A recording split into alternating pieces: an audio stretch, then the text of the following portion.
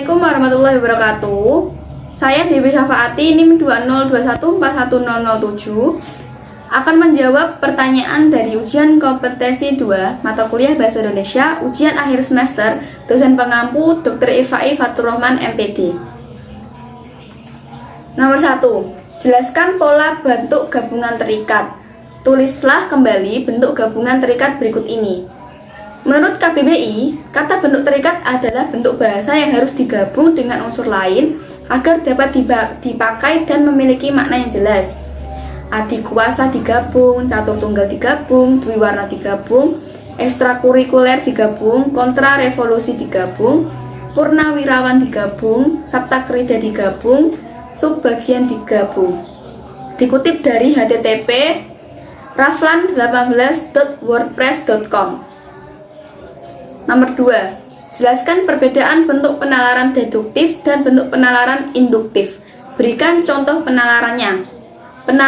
Penalaran deduktif adalah penarikan kesimpulan dengan pola umum khusus atau bisa juga dipahami sebagai penelitian yang letak kesimpulannya ada di bagian awal. Contohnya, semua makhluk hidup membutuhkan air. Kucing adalah makhluk hidup. Kesimpulannya adalah kucing membutuhkan air. Penalaran induktif. Penalaran induktif adalah penarikan kesimpulan dengan pola khusus umum atau bisa juga dipahami sebagai penelitian yang letak kesimpulannya ada di bagian akhir. Contohnya, Dewi membaca buku yang menceritakan tentang perjuangan seseorang yang rajin belajar dan bekerja keras untuk mewujudkan cita-citanya. Dewi menyimpulkan bahwa untuk mewujudkan cita-cita harus rajin belajar dan bekerja keras. 3. Jelaskan dan berikan contoh transkripsi dan transliterasi. Menurut KBBI, transkripsi adalah pengalihan tuturan yang berwujud bunyi ke dalam tulisan. Arti lainnya dari transkripsi adalah penulisan kata, kalimat, atau teks dengan menggunakan lambang-lambang bunyi. Menurut KBBI, transliterasi adalah penyalinan dengan penggantian huruf dari abjad yang satu ke abjad yang lain. Misalnya dari tulisan atau huruf Arab ke dalam tulisan Latin. Contohnya dikutip dari http alif.id. Min qablika. Transliterasinya menjadi min qablika. Transkripsinya menjadi min qablika. Nih, qul huwallahu ahad. Transliterasinya qul huwallahu ahadun. Transkripsinya qul huwallahu ahad. Subhanallah wa ta'ala. Transliterasinya subhanallah wa ta'ala. Transkripsinya subhanahu wa ta'ala. Nomor 4. Jelaskan penomoran bagian karangan berikut ini. Perbaikilah jika menurut Anda masih ada penulisan yang salah. Penomoran bagian karangan menggunakan sistem digital. Angka terakhir dalam sistem digital tidak diberikan titik. Akan tetapi jika satu angka akan diberikan titik. Contohnya A titik program usaha, 1 titik tahap persiapan program usaha. Setelah itu jika 1 kan diberi titik, kalau 2, 3 ini tidak diberi titik ya. 1.1 penerimaan warga belajar, 1.2 pemilihan penyelenggara, 1.3 pemilihan ketua kerja usaha, 1.3.1 musyawarah, 1.3.1.2 ditunjuk. Nomor 5. Jelaskan cara penulisan gelar akademik yang benar. Kemudian jawab soal berikut ini. Jika masih salah penulisannya, segera diperbaiki. Mengikuti aturan yang berlaku dalam EYD, yaitu pada aturan tentang penulisan singkatan, pemakaian tanda titik, dan pemakaian tanda koma. Penulisan gelar akademik yang benar adalah setelah nama penyandang gelar dibubuhkan tanda koma. Kemudian diikuti gelar yang pertama ditulis dengan tanda titik sebagai antar huruf pada singkatan gelar yang dimaksud. Lalu dibubuhkan tanda koma untuk penulisan gelar yang kedua, dan seterusnya jika ada gelar-gelar lainnya. Contohnya Bayu Maharani S.S. Sini yang benar Bayu Maharani, koma S.S. Ini R.M. Pratama, koma M.M. Ini yang benar R titik M titik Pratama, koma M titik M titik. Selanjutnya, ini yang benar DR titik Irfai Fatur Rohman, koma S titik P D titik D-nya kecil, koma M titik P titik D, D-nya kecil, titik. Setelah itu DR titik DRS titik Muhammad Kanzunuddin, koma M titik P D titik. Setelah itu Prof titik DR titik Ahmad Ulin Nuha, koma M titik P D titik. 6. Jelaskan penggunaan tanda elipsis, tanda siku, dan tanda kurung. Berikan contoh penggunaan tanda tersebut dalam kalimat.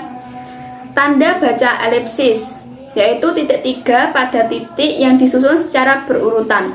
Tanda baca elipsis berfungsi untuk menandakan kalimat yang terputus-putus, menghilangkan sebuah kata dalam kalimat, memberikan jeda atau jarak dalam sebuah pembicaraan. Contohnya, sebenarnya aku sudah memberikan buku itu padanya kemarin malam. Tanda kurung siku dipakai untuk mengapit huruf kata atau kelompok kata sebagai koreksi atau tambahan pada kalimat atau bagian kalimat yang ditulis orang lain.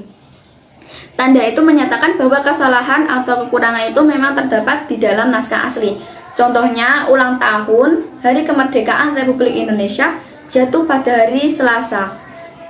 Selanjutnya, tanda kurung dipakai untuk mengapit tambahan keterangan atau penjelasan. Contohnya, anak itu tidak membawa KTP, tanda kurung kartu tanda penduduk.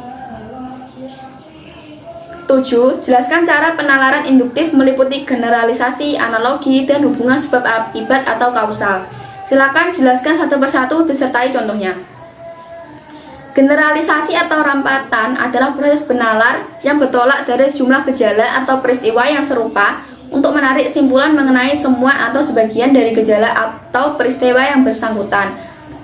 Menurut pendapat Gwyn dan Marder yang dikutip oleh Suparno dan Yunus, contohnya, seorang ibu dapat membedakan dan menyimpulkan arti tangisan anak yang masih bayi. Apakah tangisan bayinya itu merupakan ungkapan rasa sakit, takut, haus, lapar, atau tidak nyaman?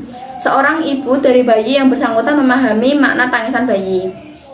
Analogi adalah perbandingan yang menunjukkan kesamaan antara dua barang atau sesuatu hal yang dibandingkan. Sesuatu yang dibandingkan dengan pembandingannya memiliki kesamaan peran atau fungsi.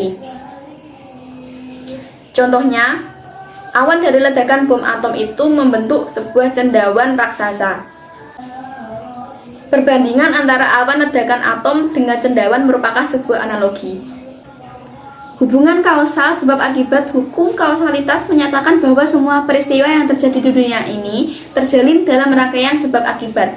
Tidak ada satu gejala atau kejadian apapun yang muncul tanpa penyebab. Penalaran kausalitas dapat terwujud dengan pola sebab ke akibat ke sebab, dan akibat ke akibat. Contohnya, seorang ibu melihat awan tebal menggantung. Dia segera memunguti pakaian yang sedang dijemurnya. Tindakan seorang ibu itu didorong oleh pengalamannya bahwa mendung tebal sebab pertanda akan turun hujan, akibat hujan sebab akan menjadikan pakaian yang dijemurnya basah, akibat. 8. Jelaskan yang dimaksud dengan silogisme. Berikan contoh silogisme. Silogisme adalah suatu proses penalaran yang menghubungkan dua proposisi pernyataan yang berlainan untuk menurunkan sebuah simpulan atau inferensi yang merupakan proposisi yang ketiga. Proposisi merupakan pernyataan yang dapat dibuktikan kebenarannya atau dapat ditolak karena kesalahan yang terkandung di dalamnya menurut Keraf.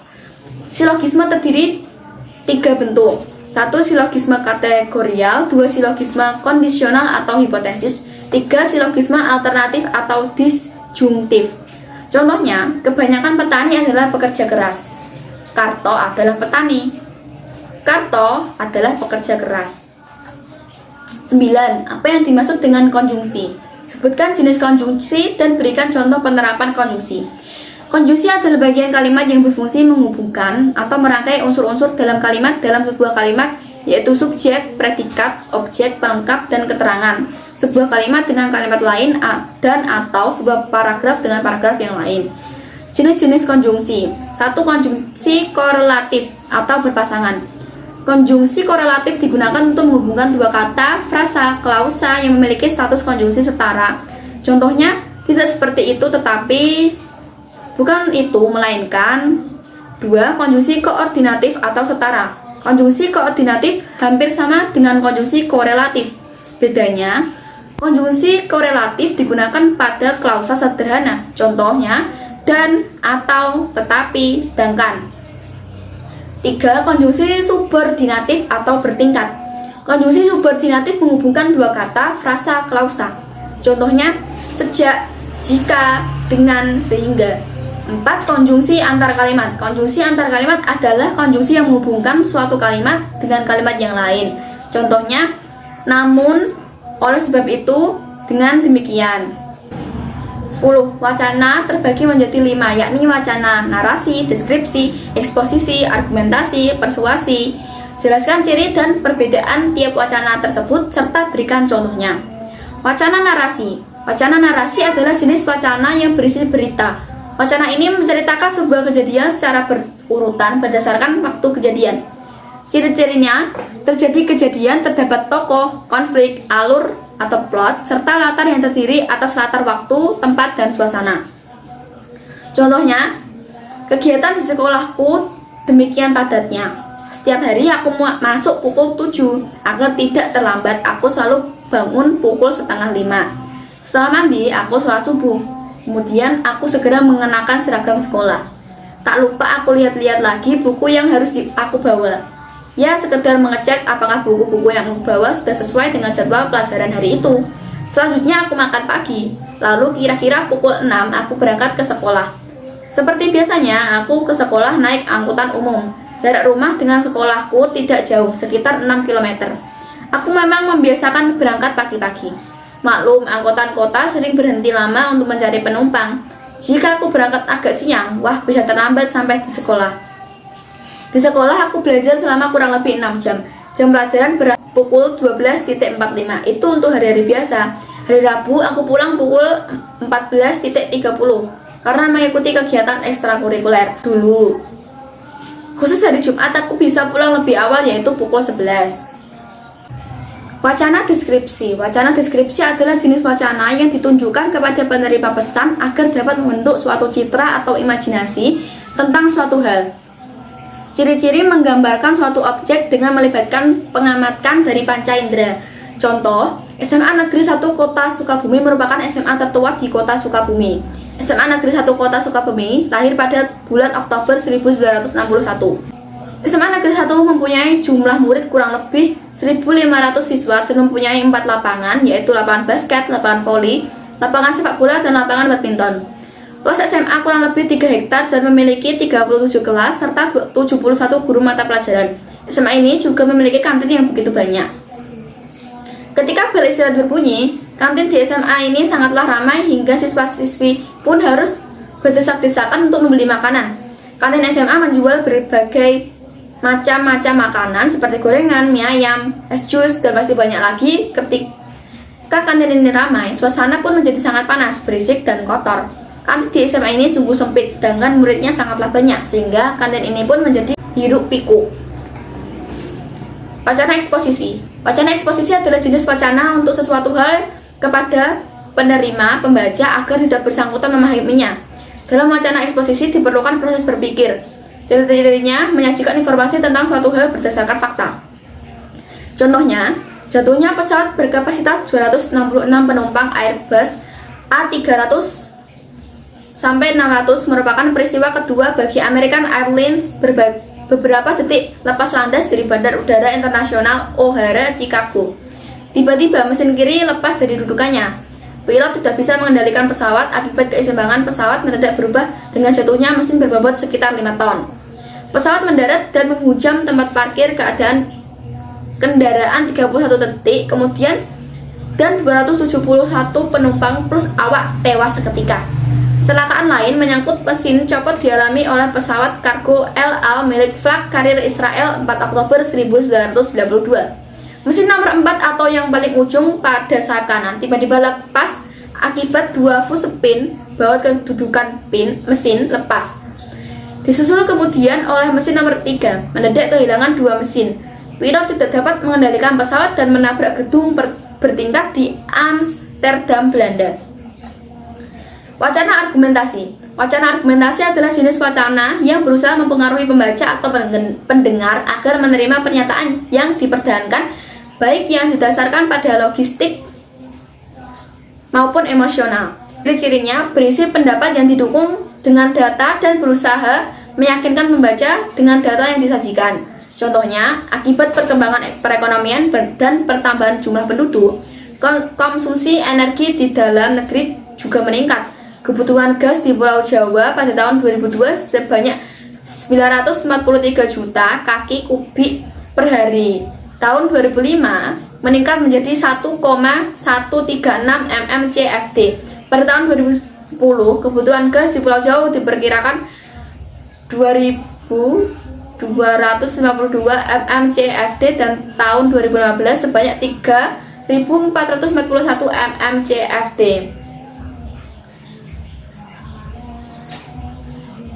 Wacana persuasi. Wacana persuasi adalah wacana yang bertujuan untuk melakukan tindakan sesuai dengan yang diharapkan mempengaruhi penuturannya. Ciri-cirinya berisi ajakan kepada pembaca atau pendengar.